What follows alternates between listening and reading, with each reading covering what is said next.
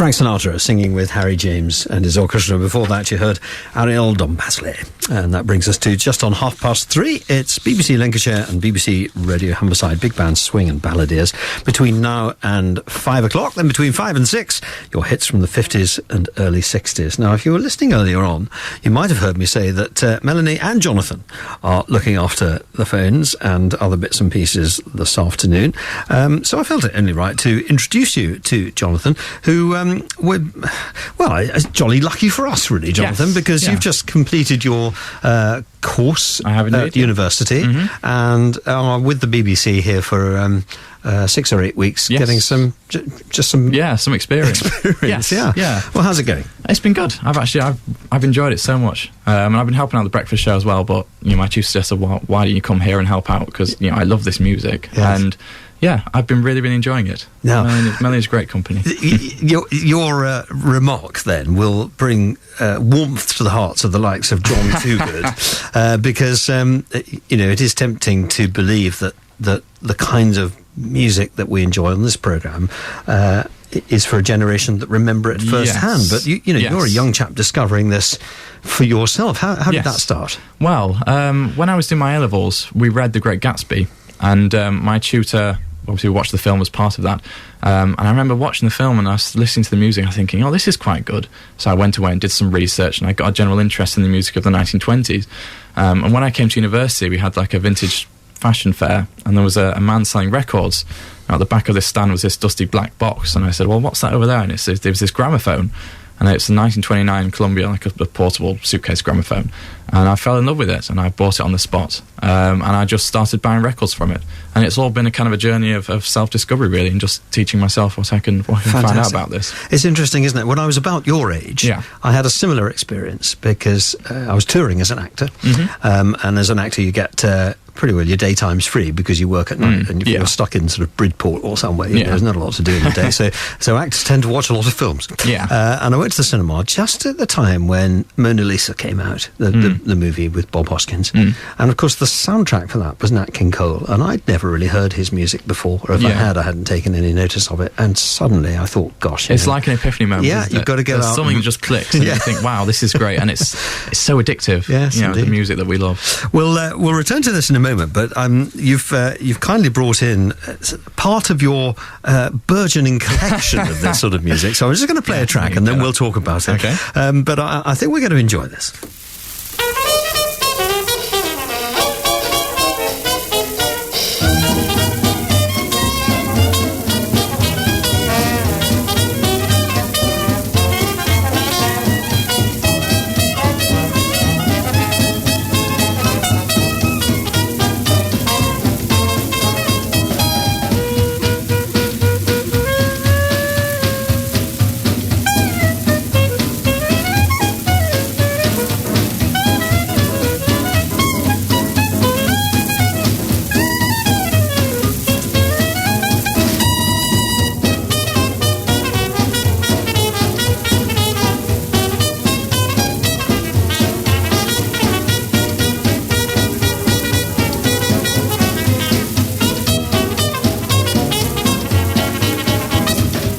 Rhythm is our business, rhythm is what we sell. Rhythm is our business, business sure to swell. If you're feeling blue, rhythm's what you need. If you've got rhythm, then you're bound to succeed. Rhythm is our business, rhythm is what we sell.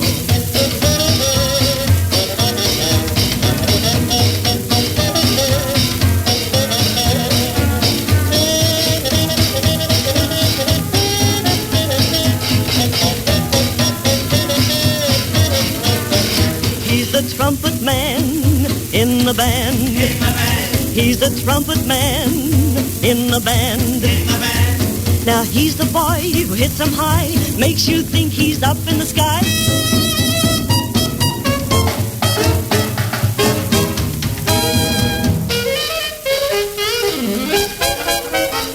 He plays saxophone in this band. He plays saxophone in the band. When he runs up and down the scale, he'll get you hot without fail.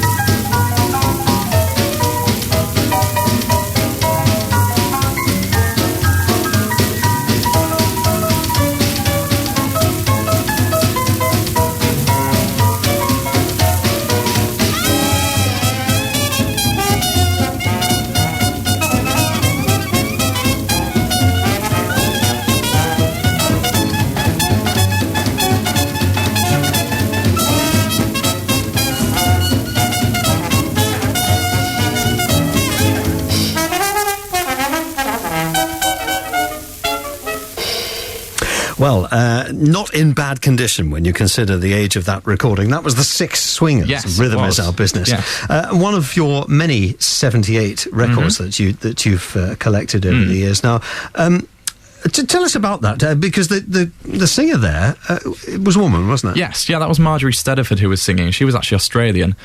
She came over from Australia, and she did some sides with the Savoy Orpheans as well. And she has a wonderfully dark voice. I know you said to me while I was playing, you said you think that was a man. Yes, we didn't know better. Yeah, a wonderful voice, really, really nice singer. Fantastic. Now, the Six Swingers, of course, very popular on radio. Yes. In the 1930s. Yes, but they were. We don't hear a great deal of them today, do we? I know, it's quite strange, really. I mean, they're very popular on radio, and I think they were primarily a radio band, but they did a few 78 releases. I mean, I don't know, because the playing style is very evocative of the previous decade, but you've got the advances in recording technology, so it sounds really good. Yeah. And I think, there should be more of them on the radio. I think people don't realise what a good band they were.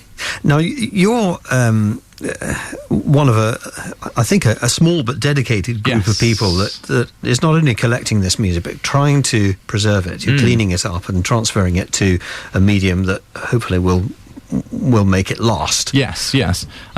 I think a lot of people don't realise that 78s can actually hold quite a lot of audio information in there, and they can sound really rich and very good when you transfer them properly. I mean, all of what I do is self-taught. So I don't proclaim to be the right way. There's no right or wrong way of doing it. But it's vitally important, because 78s are so fragile, and you snap a 78 and it's gone like that. You've lost the music. Forever. And they have to be transferred and put onto a new medium if they're going to survive, because the technology to play them is dwindling. Dwindling. And I was reading somewhere that a recovery of that audio information from 78s, historically, the brass needle on your old-fashioned gramophone would actually not go to the bottom of the groove. So the wear and the deterioration in sound, where records have been played over and over. Yes.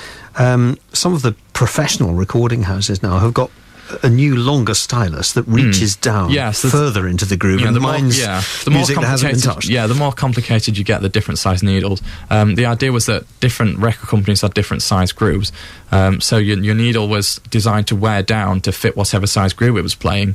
So that's why you will also, especially on the older records, you'll see the deposits in the bottom when it looks, you see like a dulling of the shiny black. Yes. That's the deposits from the needles that have been playing it. Goodness me. Yeah. Fantastic, isn't it? But it's still possible to recover a reasonable sound from them. Yes. I mean, you can filter 78s, and there's a danger of filtering too much, which is when it will start to sound muddy. So I believe in having a bit of surface noise left over, because it's impossible to separate the two. Yes. But no, with modern computers, you can really do a lot with transferring 78s now. It kind of authenticates it a little bit, having some of that shellac sound too, doesn't it? Of course, you can't take that away. Now, it's well known among the listener of this programme that I'm quite a fan of Al Burley, and I'm pleased to see that you've brought in an Al Burley track. Just tell us about this one. Yes, well, this was a solo record that Al Burley recorded in 1932. Now, I wish Decca had the sense to record more of his solo songs, because they are just superb. I apologise for the high-level surface noise, because Decca's surface noise was poor. But this is a near mint record, and you'll see what it sounds like in a second. But just listen to the tenderness of his voice; it's just amazing.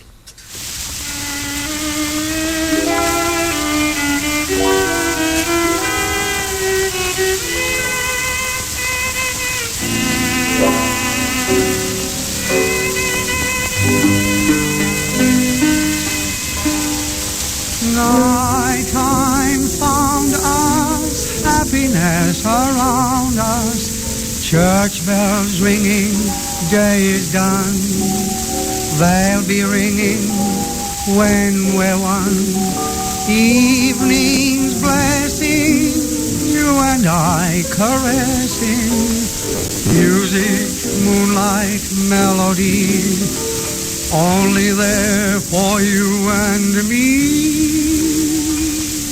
It was so beautiful, so wonderful, so gorgeous, so divine, and you were mine, and you were mine.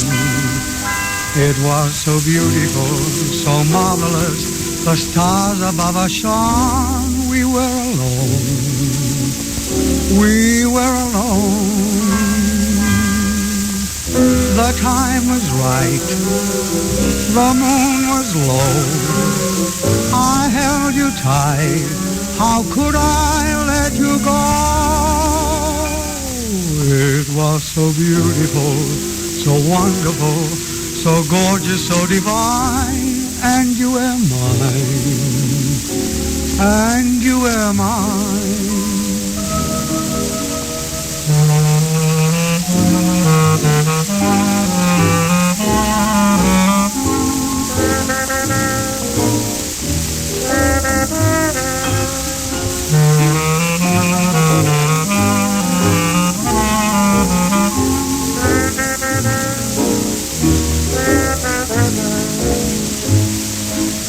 The time was right, the moon was low.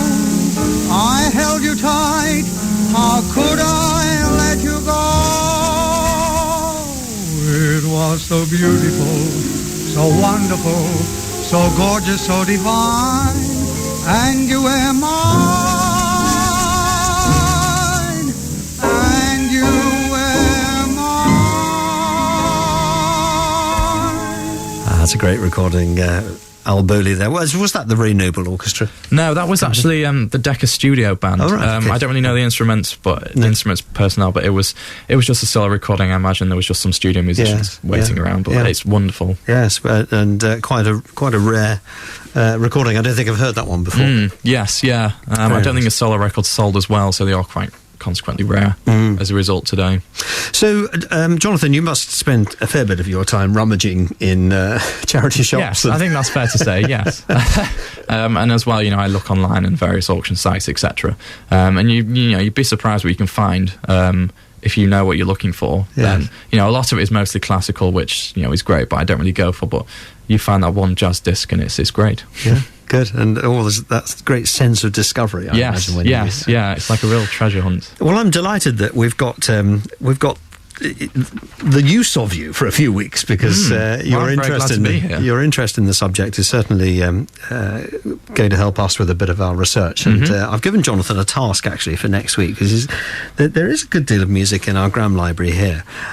So you're going to have a bit of a route through during the week and see if you can find any gems for us. Yes, I'll have to do my best to find a few tracks and see what I can come up with. Yeah, great. Okay, well, I'll look forward to that. See what you've discovered next week. We'll take one more of your recovered tracks. Right, okay. This is a late 1920s recording by the Piccadilly Rebels, which were led by Ray Starita. This was actually recorded in Wigmore Hall in London, which is still standing today. You can go inside and they do performances in there. I presume when they made the switch from acoustic to electric recording, they decided to stick orchestras in a massive hall to show off the reverb. So you'll notice it has a really kind of rich sound to it, and it's very highly syncopated. This was the top-notch dance music of the day, and I love that the Piccadilly Rebels sound is great. This is a track called "Somebody Said, What Do I Care?"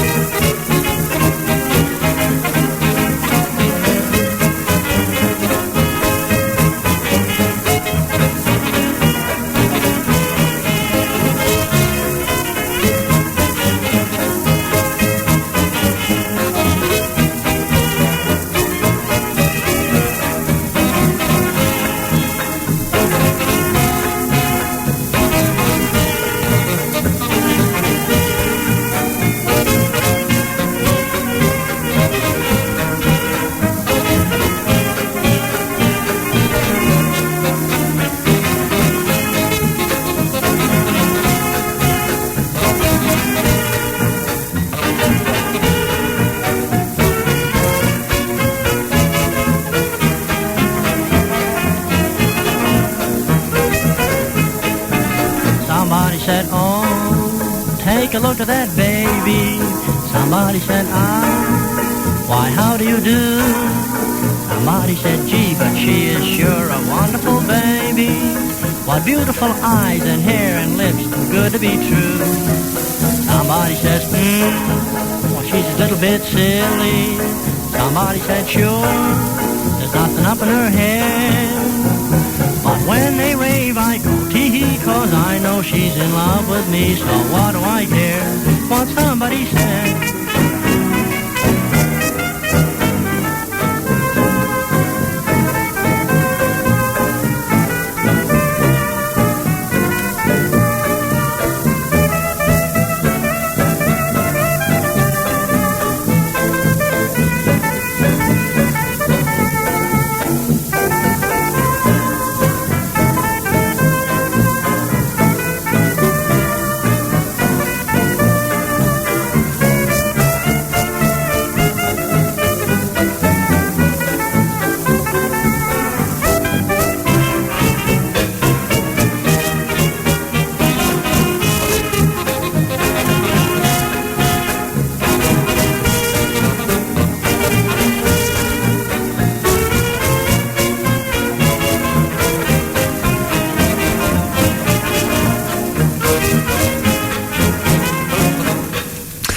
The Piccadilly Rebels, recorded in the Wigmore Hall in London.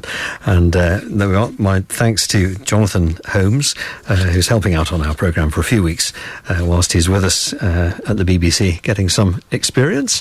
And jolly lucky we are too. And I'm delighted that a young chap like him has found such an interest in this sort of music. You just kind of feel that the future's safe, don't you, when you know that this is still being enjoyed and discovered by another generation.